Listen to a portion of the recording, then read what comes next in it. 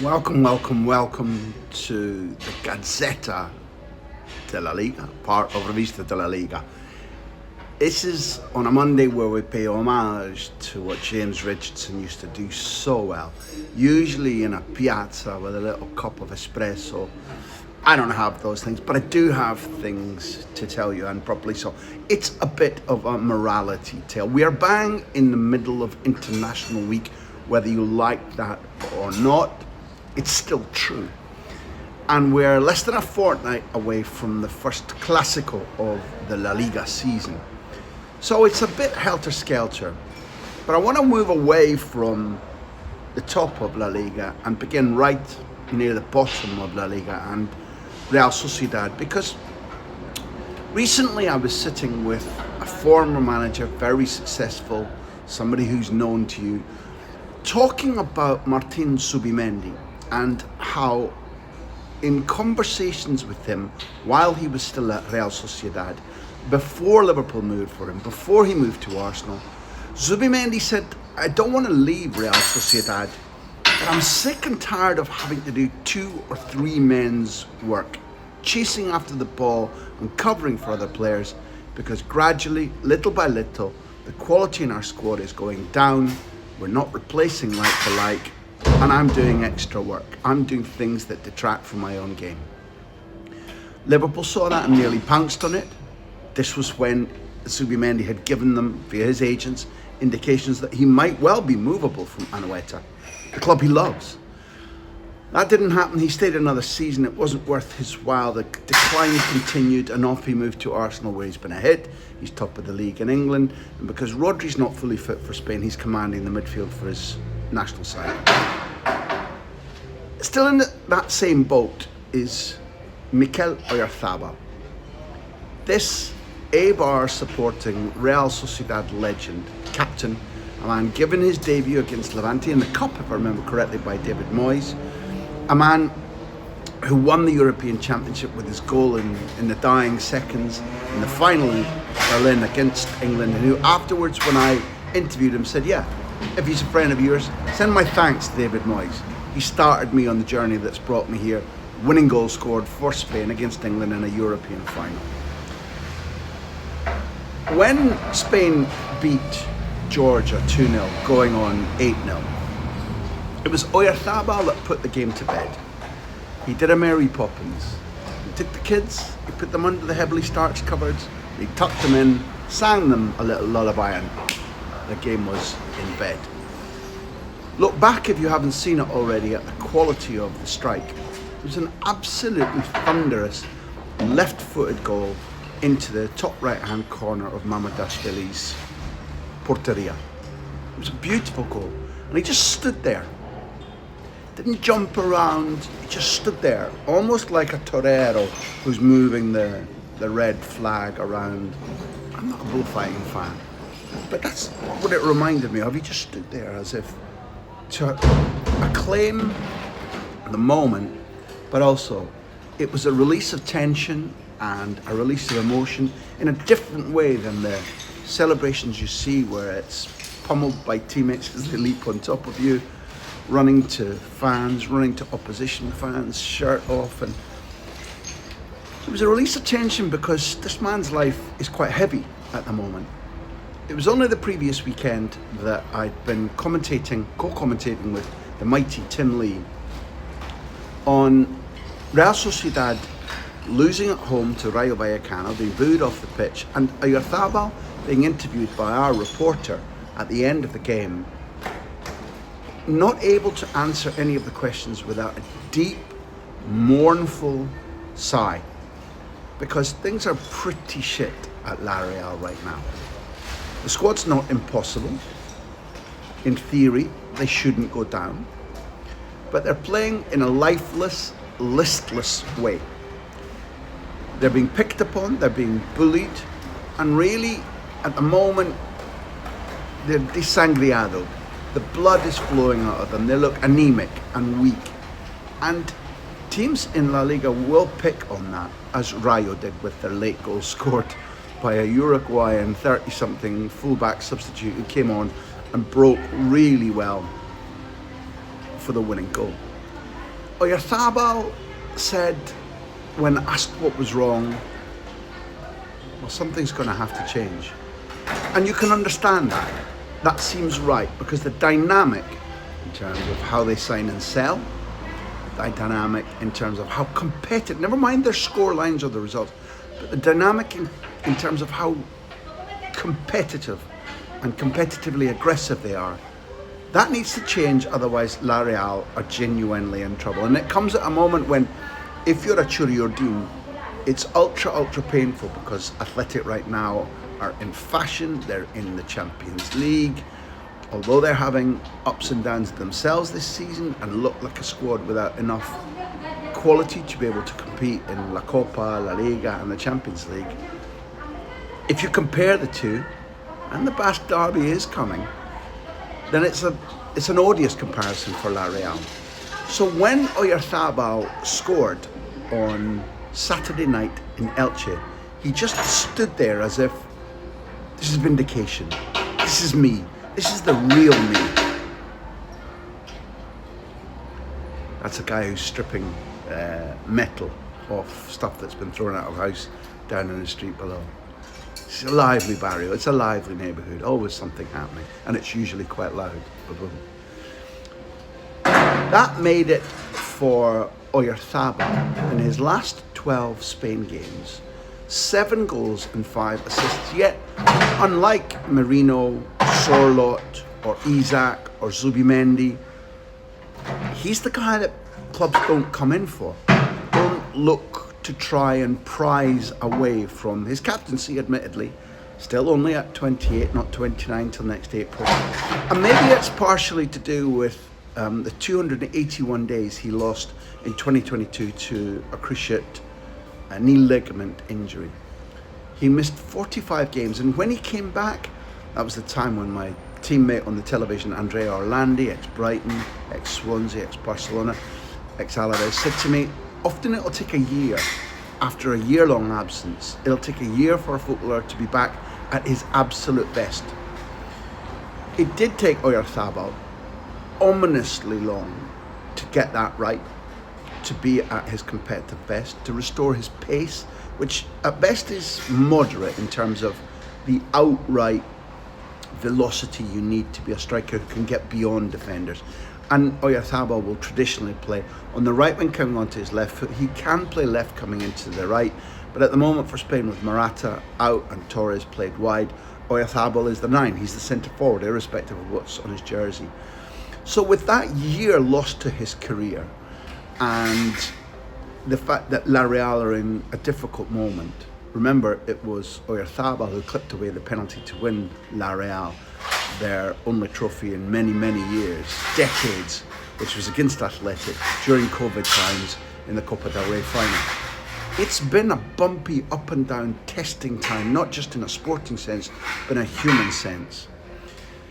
What he forms part of is a generation that Willy Sagnol, the French World Cup and Bayern Munich Champions League defender, who's now Georgia coach, spoke absolutely brilliantly of. But for a moment, before I tell you what Sagnol said, aren't you a socio? Well, there's never been a better month to join us. It's El Clásico coming up. So on Revista de la Liga, we'll take you to the greatest game. We'll have weeks of debate and individual team previews, and then our reaction on match day itself.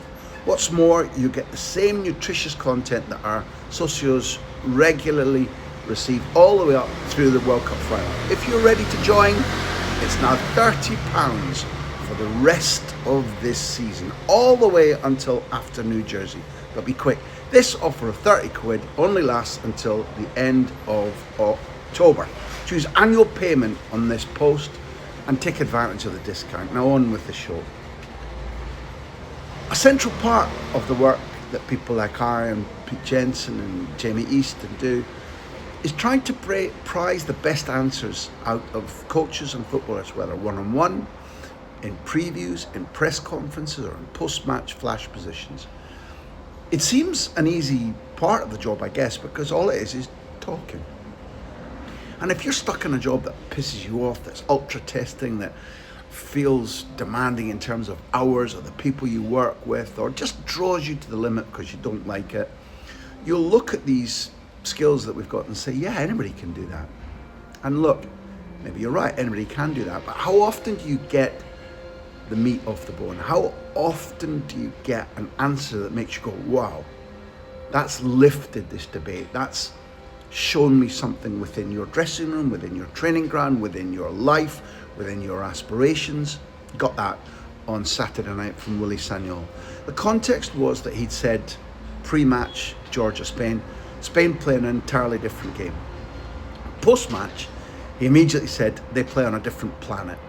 And he eulogized Spain before condemning his players and saying that he didn't see the attitude from Georgia that he thought was imprendecible, non-negotiable.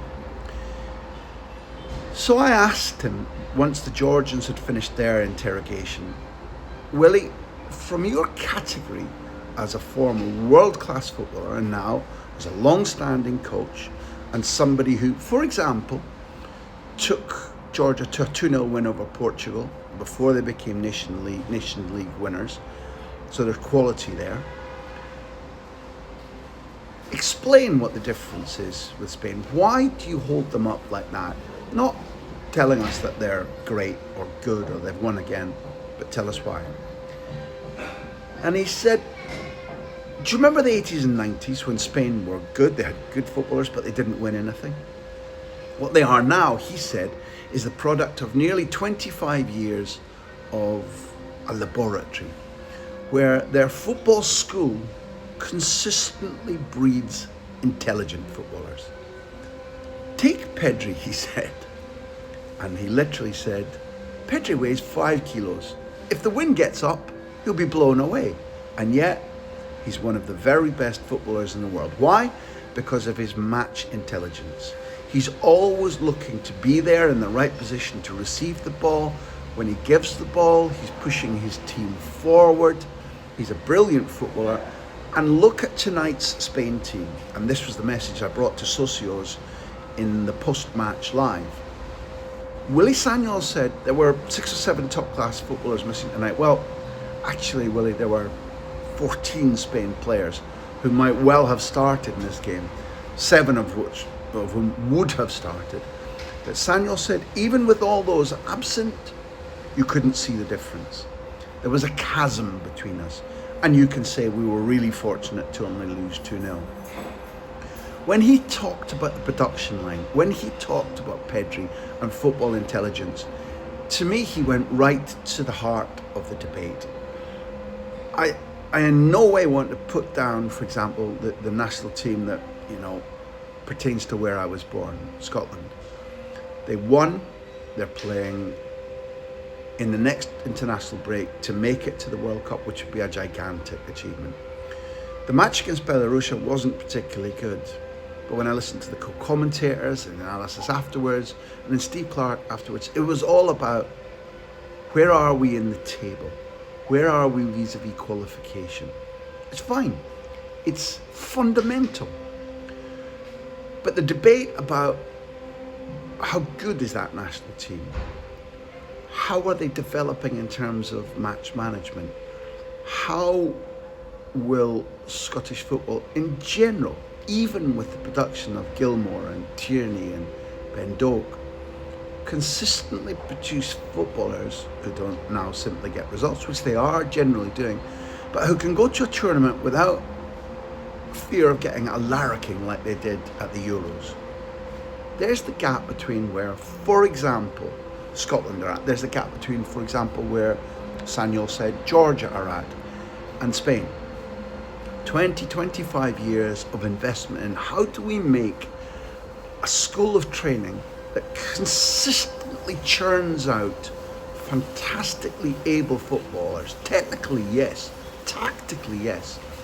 But football intelligence. I feel nourished and heartened because ever since I came to this country, in search of nirvana, in search of raising my own vocabulary, raising my own knowledge, testing myself, the thing that I've always said, always written, is that when you see great football teams, and for me it's the Spanish school, on the pitch, the football intelligence bridges that gap when sergeant major coaches, sergeant major managers in British football They'll rummel you up, they'll give you a charge, lads, come on, fight for each other, beat this lot, they're shit, and then they'll give them a bollocking at halftime and send them back out again, as Steve Clarke did by the players' own admission at Hampden on Sunday against Belarusia. Where's the difference between that and footballers who carry what a coach has asked them to do onto the pitch, enact it, and adapt, not improvising in an anarchic way, but who adapt through intelligence on the pitch, depending on the situations that are occurring, when a coach traditionally will say, once they cross that white line, they're out of my control. Not with Spain, not with Spanish teams in general.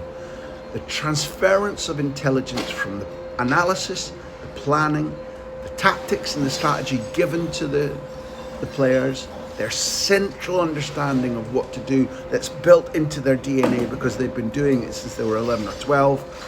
Those things, according to Sagnol, he said Portugal and Spain are the two teams in the world right now that everybody should look to. And he didn't mean this era, the best 22 players, their current coaches. He meant this is how you produce, how you teach, and how you make it a production line of tactical, strategic, intelligent footballers. Frankly, I'm with him.